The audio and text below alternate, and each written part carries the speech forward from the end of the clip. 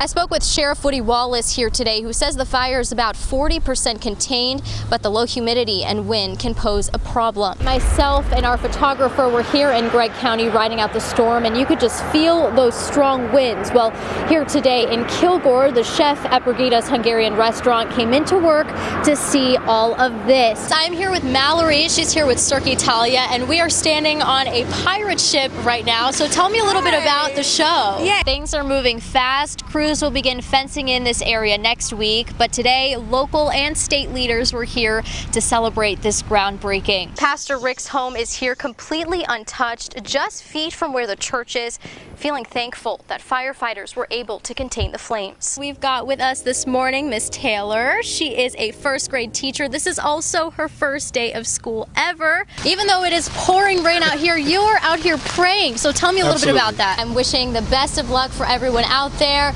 wishing maybe some luck for myself too, but I do have a question for you, Neil and Casey. What would you do if you won these millions and millions of dollars tonight? We have got Corn Pop with us. Yes! Yes! Corn Pop, I have to ask, Good morning! how is the weather up there? It's about to start snowing up this high. As of last week, Curtis Traylor Harris is suspended from his position as constable without any pay. His attorney saying in court today, Traylor Harris can't afford to pay his bond. Right here, you can see volunteers debarking these pine poles. They're going to take about 60 of these to build the cattle grass house. And the floats you see behind me are finished and ready to go, but these are what they look like in the beginning stages. Restaurants, stores, warehouses, all needing to hire. And now our local law enforcement is fighting the same issue. There's that one. There's one. Yeah, we'll show that. Just one branch right there on his roof.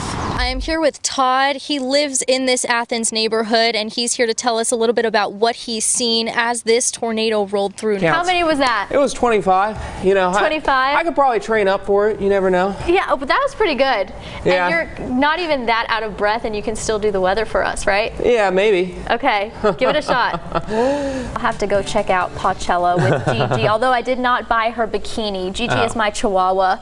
I talk about her a lot. 3 firefighters were taken to the hospital yesterday from smoke inhalation. These volunteers say they're mentally and physically recovering from hours of work putting out those flames in Henderson County. We're here at Athens Steel, and you can see just parts of this building behind me just scattered everywhere. Hi, Judd. Starting to rain yet again, but I'm here with Ethan and Devin, and the 3 of us just witnessed another big branch fall. What's behind the rise? The pandemic is partly to blame, mainly because many of us were here at home with our devices as our only connection to the outside world, giving scammers the perfect opportunity to attack. We have been feeling that drop in temperatures, and we've also been seeing icicles on cars. You can even see it right here on top of the building. Behind me, you can see where a tree fell right into the road.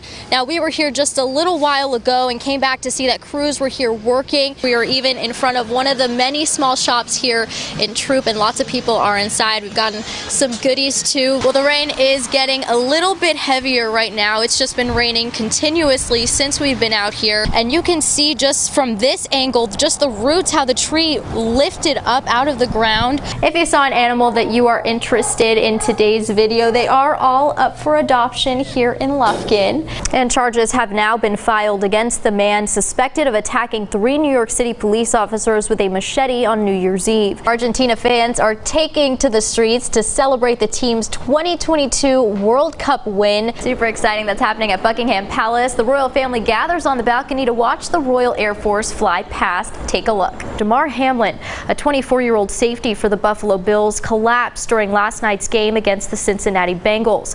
Medical teams frantically performing CPR and giving Hamlin oxygen, fighting to save his life as he laid motionless on the field for nearly 10 minutes. Floridians are assessing damage and still processing the monster storm that made landfall on Wednesday. This morning we had no service, yesterday no service, so we just, barely text people and say hello and goodbye. I had a quick call with some loved ones as their service cut in and out. They had a direct hit living in Port Charlotte, which is between Sarasota and Fort Myers.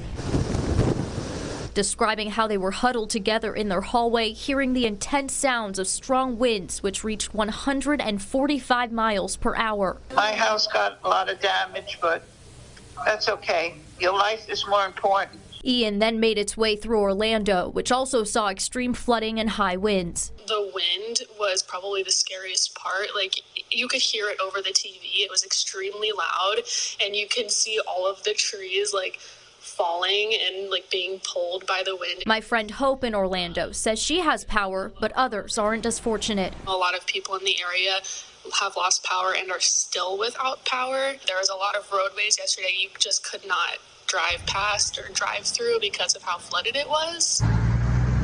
Crews heading out from East Texas now ready to help, like the Texas Baptist men hitting the road Friday afternoon. The Salvation Army also has East Texas volunteers driving to Fort Myers. We're proud to have East Texans that volunteer, that take time out of their schedule, out of their life. Hope says she's grateful for the people sending aid from all over the country. I appreciate that the rest of the country sees like this natural disaster that we're going through and that they want to help us get back on our feet. Salvation Army volunteers will be serving food to whoever's in need. So we have mobile feeding kitchens. They can serve up to 1,500 meals a day. They're also sending emotional and spiritual care officers to offer prayers and counseling for everyone affected. It's a blessing to be able to serve. Showing how Americans come together in times of need. And KETK and our parent company Nexstar will be partnering with the American Red Cross to raise funds for storm relief. If you would like to help, please go to our website, KETK.com. On a hot East Texas day, Deja Bryant is selling lemonade. Oh, hi! She wants to pitch in with school supply shopping during a time when inflation is squeezing our pockets. 12, 13, 14. Everything has went up, and it's money's tight right now, you know, for a lot of people, and her wanting to help out is great. It's great. She already has to pay enough money for uniforms for my school and get new clothes and stuff. Deja's mom says it's important for kids to learn the value of money and how to earn it, especially during a time when our basic needs like food cost more than ever before. It makes me feel like I'm doing something right as a parent, you know, and very proud of her. Deja's goal was $40, surpassing it in just the first hour thanks to kind strangers. It feels good to have people that are nice enough to give me this much money and not want anything. And it just made me so happy. I was like, oh, really? I'm so happy. This is just one of a few lemonade stands Deja's had, seeing great success every time. It happened. Feeling grateful for every dollar received at a time when every penny counts.